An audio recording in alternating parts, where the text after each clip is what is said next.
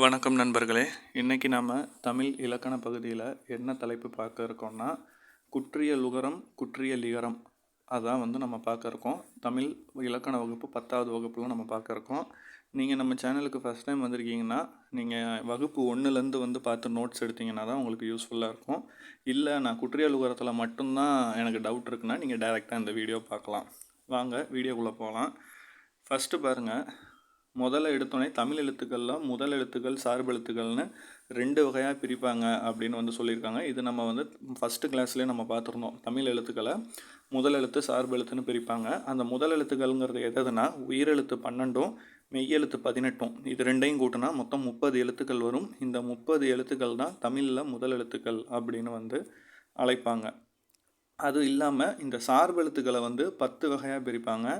என்னென்ன வகையாக பிரிப்பாங்கன்னா, உயிர்மெய், ஆயுதம், உயிரளப்படை, ஒற்றளப்படை, குற்றிய லிகரம், குற்றிய லுகரம், ஐகார குறுக்கம், ஔகார குறுக்கம், மகர குறுக்கம், ஆயுத குறுக்கம்னு சார்பெழுத்தில் 10ஆக பிரிப்பாங்க. சரிங்களா? இந்த 10ஆக பிரிக்கிறதுல நம்ம ஏற்கனவே உயிர்மெய் அப்படிங்கிற சார்பெழுத்து பார்த்துட்டோம், ஆயுதம்ங்கிற சார்பெழுத்தும் பார்த்துட்டோம். மீதமுள்ள 8 தான் நம்ம பார்க்கணும். அதில் இந்த வகுப்பில் குற்றிய லுகரம் குற்றிய லிகரம் இந்த 2 தான் இன்றைக்கி நாம் பார்க்க இருக்கோம். இப்போ குற்றிய லுகரம்னா முதல்ல என்னன்னு தெரிஞ்சுக்கணும். இப்போ 3 எடுத்துக்காட்டு சொல்கிறாங்க. முதல்ல அதை கவனித்து பாருங்கள். குழந்தை, வகுப்பு, பாக்கு அப்படின்னு சொல்லிட்டு 3 எடுத்துக்காட்டு சொல்கிறாங்க. இந்த 3 எழுத்துலையும் கு அப்படிங்கிற எழுத்து உச்சரிப்போட வேறுபாடை நீங்கள் உணரலாம். உதாரணத்துக்கு திரும்பவும் சொல்கிறேன். குழந்தை அப்படிங்கிற இடத்துல கூங்கிற வார்த்தை நல்லாவே உங்களுக்கு தெரியும். வகுப்பு அங்கேயும் கூ தெரியும். ஆனால் இந்த பாக்கு அப்படிங்கிறத மட்டும் அந்த கூ டக்குன்னு இறங்கிடும். அதாவது ரொம்ப நேரம் நீடித்து சொல்லாமல் டக்குன்னு கூ அப்படிங்கிறது ரொம்ப டக்குன்னு குறுகிய கால அளவுலேயே முடிஞ்சிடும். அதுக்கு காரணம் என்ன அப்படிங்கிறத நம்ம பார்க்க போகிறோம். அப்போ ஒவ்வொரு எழுத்துலையும் சொல்லின் முதலிலும் இடையிலும் அந்த கூ வரும்போது எந்த அளவில் ஒலிக்கணுமோ அந்த அளவில் அந்த சத்தம் ஒலிக்குது. அதாவது ஃபஸ்ட் எடுத்தோன்னே கூ வந்தாலும் சரி, இல்லை ரெண்டாவது இருக்கக்கூடிய வகுப்பில் வர மாதிரி நடுவில் கூ வந்தாலும் ஒரு பிரச்சனையுமே இல்லை. ஆனால் சொல்லின் இறுதியில் வரும்பொழுது மட்டும் ஒரு மாத்திரைக்கு பதிலாக அரை மாத்திரை அளவில் தான் ஒலிக்குது. மாத்திரை அளவு நான் ஏற்கனவே உங்களுக்கு சொல்லியிருந்தேன். அதாவது அப்போ சொல்லோட முதல்லையும் இடையிலையும் ஒரு மாத்திரையில் வந்துச்சுன்னா ஒரு மாத்திரை அளவுலேயே ஒலிக்குது. இறுதியில் வந்தால் மட்டும் ஒரு மாத்திரைக்கு பதிலாக அதுலேருந்து குறைஞ்சி அரை மாத்திரையில் ஒலிக்குது. அப்போ இது கூக்கு மட்டும்தான் நடக்குதா, கூங்கிற ஒரு எழுத்தில் மட்டும்தான் இப்படி நடக்குதான்னு கேட்டால் கிடையாது. குசுடு துவுருன்னு சொல்லக்கூடிய 6 வல்லின உகரங்கள்லையும் இறுதியில் வரும்பொழுது ஒரு மாத்திரைக்கு பதில் அரை மாத்திரையில் தான் ஒலிக்கும். என்னென்ன வார்த்தைகள்? குசுடு, துவுரு.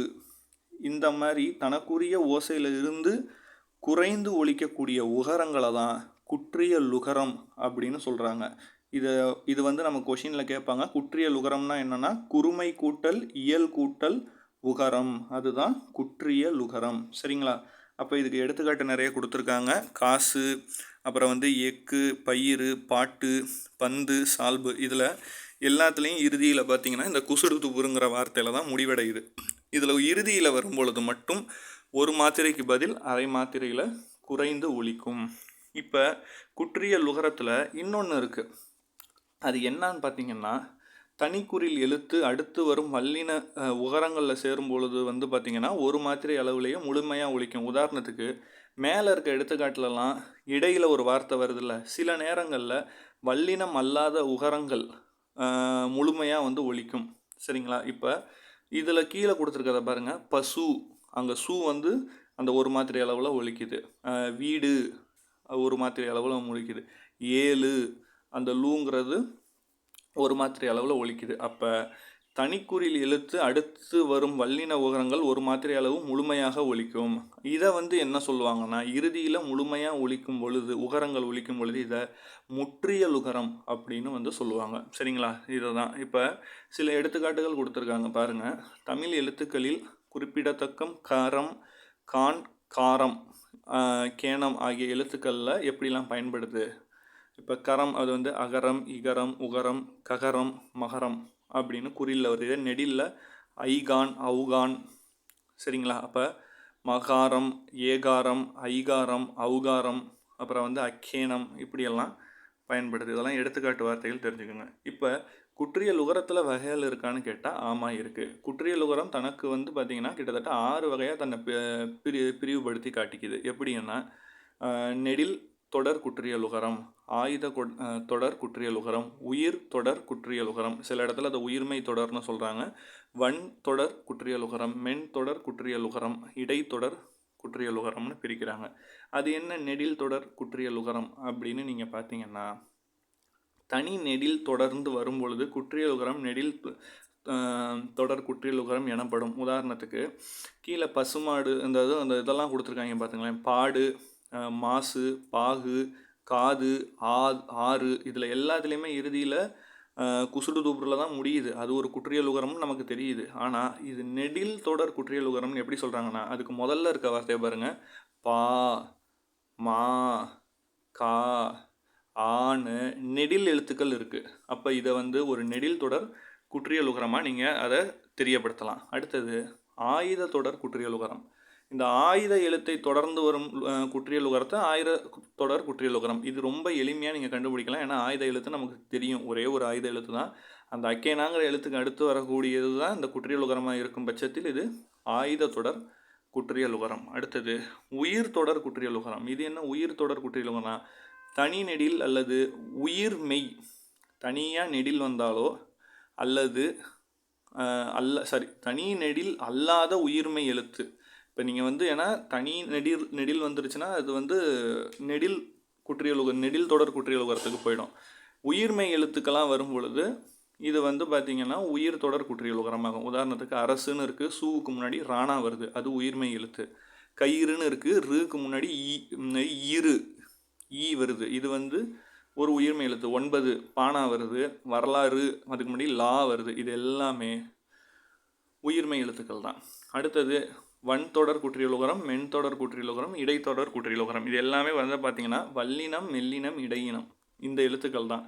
அதனுடைய வல்லின மெய்யெழுத்துக்களை தொடர்ந்து வரும் குற்றியலுகரம் வந்து வன் தொடர் குற்றியலுகரம்னும், மெல்லின மெய்யெழுத்துக்களை தொடர்ந்து வரக்கூடிய எழுத்துக்களை வந்து மென் தொடர் குற்றியலுகரம் என்றும், இடையின மெய்யெழுத்துக்களை தொடர்ந்து வரும் குற்றியலுகரத்தை இடைத்தொடர் குற்றியலுகரம்னு பிரிக்கிறாங்க. அதுக்கு எடுத்துக்காட்டு இப்போ பாக்குன்னு இருக்குது, இக்கு, கூக்கு முன்னாடி இக்கு இருக்குது, இக்கு வந்து கசட தவறையில் வரும், அப்போ வல்லினம்.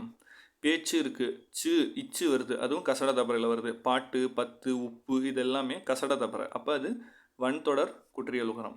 இதே பங்குன்னு இருக்குது, கூக்கு முன்னாடி இங்கு இருக்குது, அது வந்து ஞன நமன இதில் வருது.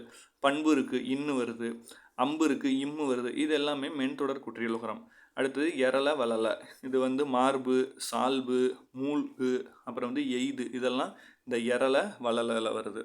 இதெல்லாம் இடைத்தொடர் குற்றியலுகரம். இதெல்லாம் தான் குற்றியலுகரங்கள். இப்போ நம்ம என்னென்ன பார்த்தோம்? குற்றியலுகரம் பார்த்துருக்கோம். குற்றியலுகரம்னா என்ன, அதில் வரக்கூடிய உகரங்கள், முற்றியலுகரம்னா என்ன, குற்றியலுகரத்தில் இருக்கக்கூடிய வகைகள், அதனுடைய எடுத்துக்காட்டு இப்போ நம்ம பார்த்துருக்கோம். அடுத்தது பார்க்க இருக்கிறது குற்றியல் லிகரம். அது என்ன குற்றியல் லிகரம்? அதுக்கு முன்னாடி இவ்வு எனும் எழுத்து மேலே ஒரு தெரிந்து கொள்வோம் கொடுத்துருக்காங்க பாருங்கள்.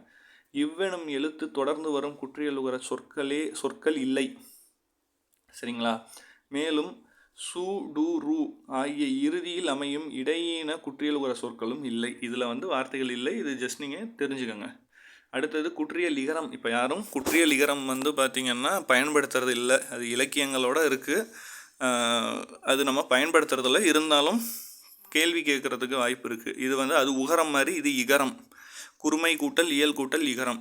அதாவது இப்போ வரகு கூட்டல் யாதுன்னு இருக்குது, அது நம்ம பிரித்து எழுதியிருக்கோம். ஆனால் சேர்க்கும்பொழுது வரகியாதுன்னு வரும். அதாவது கூ வந்து கீயாக மாறிடும், அதாவது இகரமாக மாறுது. அப்போ முதல் சொல்லில் இறுதியில் கூ எனும் எழுத்து கீ என்று ஒலிக்கிறது. இது முழுமையாக ஒரு மாத்திரை அளவில் இருந்து ஒலிக்காமல் அரை மாத்திரை அளவில் குறைந்து ஒலிக்கும். அதாவது வார்த்தையே மாறுது, சரிங்களா? இதை ரெண்டாக சொல்லியிருக்காங்க. ஃபஸ்ட்டு வந்து பாருங்கள், இதுலேயும் ஒரு எடுத்துக்காட்டு பாருங்கள். கொக்கு கூட்டல் யாது கொக்கி யாதுன்னு வரும். கூ வந்து கீயாக மாறுது, ஆனால் மாறும் பொழுது அதனுடைய இகரம் ஒரு மாத்திரை அளவிலிருந்து அரை மாத்திரை அளவுக்கு ஒலிக்கும். ரெண்டாவதில் பாருங்கள், மியா எனும் ஒரு அசைச்சொல் இருக்குது. அது வந்து இப்போ பயன்பாட்டில் பெருசாக இல்லை. அதை வந்து இப்போ எப்படி சொல்கிறாங்கன்னா, கேள் கூட்டல் மியாங்கிறது கேன்மியாய், இல்லுங்கிறது இன்னா மாறுதுங்க. சரிங்களா? இன்னா மாறுது. இந்த சொல்லுக்கு இடையில் வருவது தனக்கு உள்ள அளவுலேருந்து இதுவும் குறைந்து ஒலிக்குது. ரெண்டுமே குறைந்து ஒலிக்குது, வார்த்தையே மாறிக்குது. இப்போ குற்றியலுகரம் தற்போது உரைநடை வழக்கில் இல்லை. இலக்கியங்களில் மட்டும்தான் இருக்குது. நம்ம ஏற்கனவே சொன்ன மாதிரி இலக்கியங்களில் இருக்குது, உரைநடை வழக்கில் இல்லை. அப்போ குற்றிய லிகரமும் குறைந்து தான் ஒலிக்கும். முழுமையாக ஒலிச்சா மட்டும் ஒலிக்குது. அதனுடைய மாத்திரையில் இறுதியில் அந்த அளவு ஒரு மாத்திரை அளவுலேருந்து குறையாமல் ஒரு மாத்திரை அளவிலே ஒலிக்குது அப்படின்னா அது முற்றிய லுகரம். சரிங்களா? இது வந்து உங்களை கன்ஃபியூஸ் பண்ணுவாங்க. முற்றிய லுகரம்னு ஒன்று இருக்கான்னு கேட்டால் இருக்குது. அப்போ குறுகி ஒலித்தால் அது குற்றிய லுகரம், முழுமையாக ஒலித்துச்சுன்னா அது முற்றிய லுகரம். அது உகரத்தில் முடிஞ்சால் அது லுகரம், இகரத்தில் முடிஞ்சால் லிகரம். இதை மட்டும் கவனமாக பார்த்துக்கோங்க. ஸோ இந்த வீடியோ உங்களுக்கு பயனுள்ளதாக இருக்கும்னு நான் நம்புகிறேன். நிறைய பேர் வந்து பழைய இலக்கண நோட்ஸ் என்னது கேட்குறீங்க. அது வந்து நான் டிஸ்கிரிப்ஷனில் டீட்டெயில் கொடுத்துருக்கேன். உங்களுக்கு வேணும்னா நீங்கள் வாங்கிக்கோங்க. தொடர்ந்து பாருங்கள், சப்போர்ட் பண்ணுங்கள். உங்களுக்கு வேறு ஏதாவது சப்ஜெக்டில் வேறு டாபிக்ஸ் வேணுனாலும் கமெண்ட் பண்ணுங்கள். நான் அடுத்தடுத்து தொடர்ந்து வீடியோஸ் மேக் பண்ணி போடுறேன். தொடர்ந்து பாருங்கள், சப்போர்ட் பண்ணுங்கள். நன்றி, வணக்கம்.